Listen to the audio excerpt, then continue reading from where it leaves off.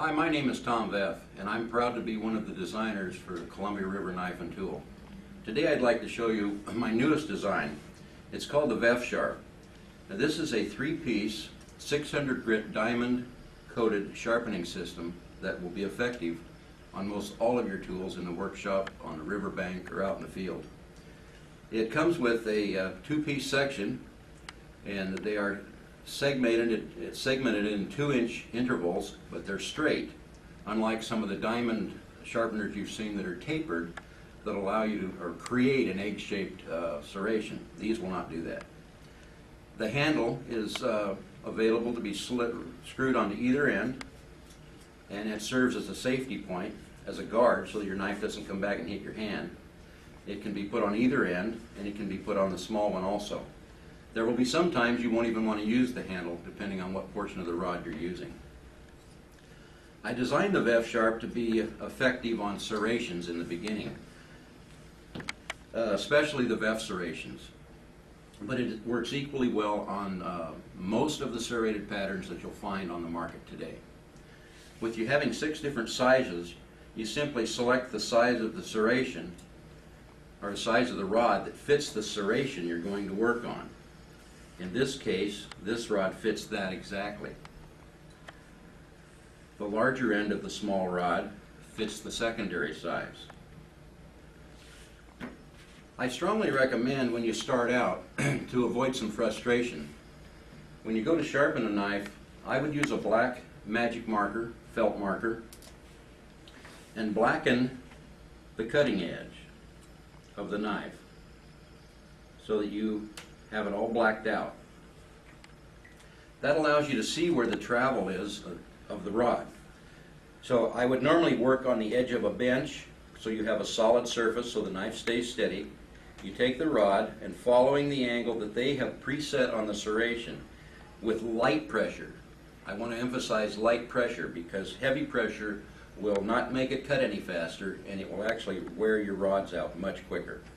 So with a moderate pressure, you look and see where the scratch line is, and in this case I need to lower it back just a little this way. And once you attain that, so that you're removing all of the black ink, you just continue sharpening that way. The larger serration would require this larger end of the small rod, and you do the same thing. When you complete that process, you will have a small burr on the back side of the cutting edge. With the large rod that has a flat surface on one side, placing it flat on the surface of the knife and then moving it just a touch off of that surface so you're not scratching your knife. With light pressure, you simply make a couple of strokes and remove the burr that's there, and that will give you a keen edge. That's a standard serrated style. The same thing holds true if you are sharpening Veff serrations, as you see here. A couple of differences is they are cut larger in most cases, so you'll need a larger portion of the rod. And you just match that to the serration, and you can see that it fits the size of that concave. You blacken that edge, like I did on the other one. Blacken it in.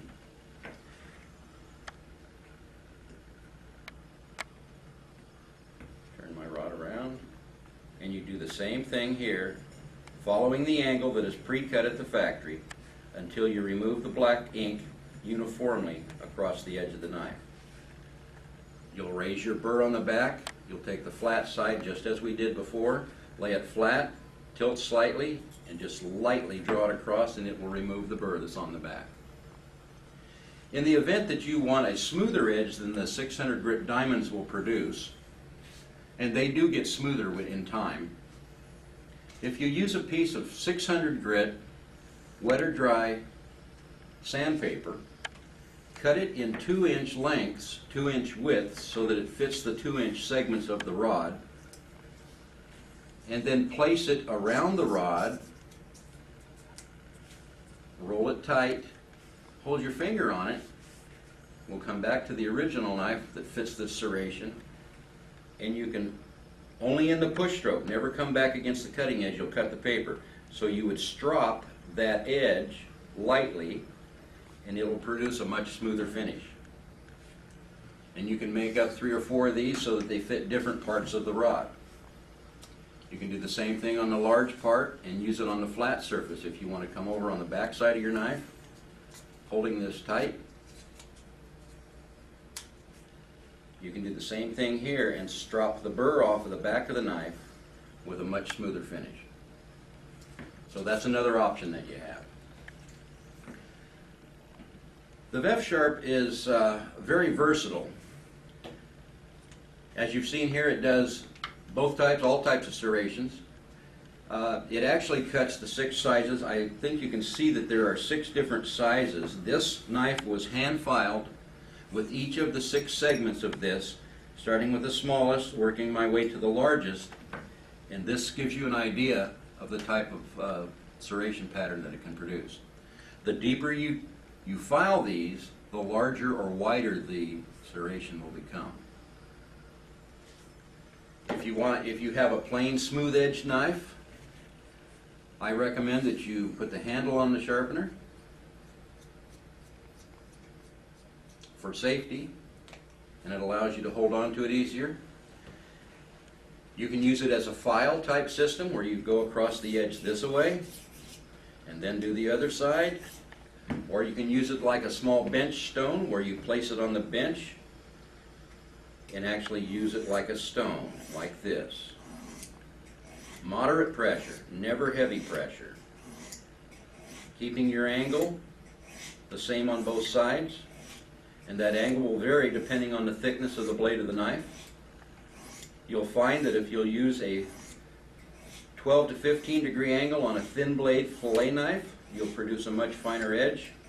If you're using it on a large thick blade hunting knife, you'll want to go up to 20 to 25 degree angle. It doesn't take a lot of strokes to produce a very sharp edge.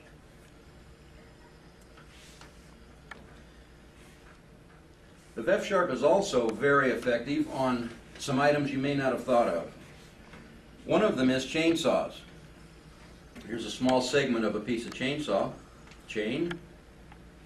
Of course, you would be doing this with it mounted in the saw, so you would have a lot better holding power than I have.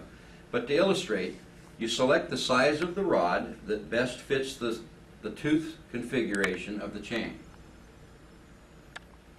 With the handle applied, you simply stroke the tooth and bring your keen edge back.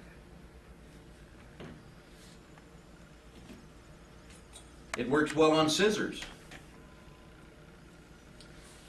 Using the flat side of the largest rod, you can do the same thing you do with a knife edge. You can use a marker and just simply black the edge so that you can see your file line. Place it on the edge of your bench, and with light to moderate pressure, make sure you're removing the black uniformly. If not, adjust your angle to do that in a few strokes. Now with scissors, do not come in and file the backside burr off. Scissors will cut the burr off the first time you close them and remove that burr. And that will produce a real keen cutting pair of scissors. This is a leather punch or a bag punch. They're very difficult to sharpen because most generally you have no way of getting inside the inner part of the punch. Select the size that fits your rod, insert it with moderate to light pressure. You simply work the inside of that cutting edge, and you'll have a burr out here, and you can take this and just lightly use your thumb as a brace and just lightly rotate that and knock that burr off the outside edge. And that will produce a very sharp and keen cutting edge on punches, as you see here.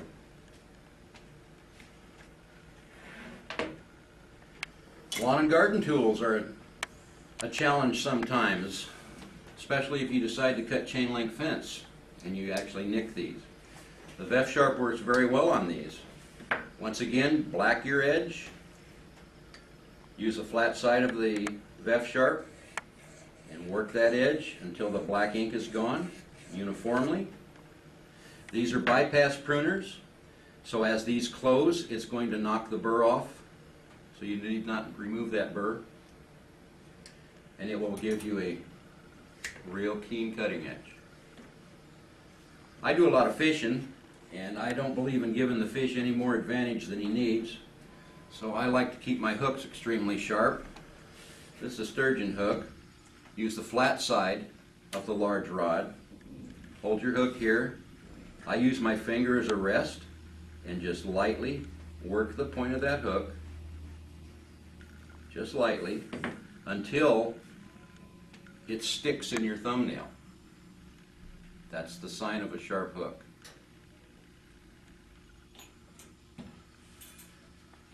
This is one of the knives I designed for CRKT. This is the Muck, may be common to some of you. It has a unique serration pattern. It's called the non-stick serrations, and you would do the same thing with that. Black your edges, select the size rod that best fits the serration, which happens to be the largest one, and you would do the same thing. Lightly strop it until you receive a burr on the back. This knife has distinct flat cut on the top of the serration. The flat portion of the sharpener will lay flat on that and do the same thing, and you maintain an edge there. Once you've done the entire set of serrations, turn the sharpener over, and in the same manner, lightly draw it across, knock the burr off, and you brought your edge back to a keen edge. I think you'll find that it's useful in many areas. This is a common box knife. Usually a guy will use this for a couple, 3 hours, pull the blade out, throw it away, and use it and get another one. But with the Veff Sharp, you can have that handily stored, and you can touch up your razor knife in the same manner with a few strokes on the diamonds, and it'll produce an edge that will bring you back to cutting ability simply. So this is the Veff Sharp, available at through Columbia River Knife and Tool. And I don't know that I mentioned, but it does come in a very handy storage pouch with a belt loop on the back. When it's placed together, you can actually fold it up and put it in a backpack. It's very convenient to carry. You can find more information on the Veff Sharp as well as other quality cutting tools on the internet at crkt.com. We thank you for your time.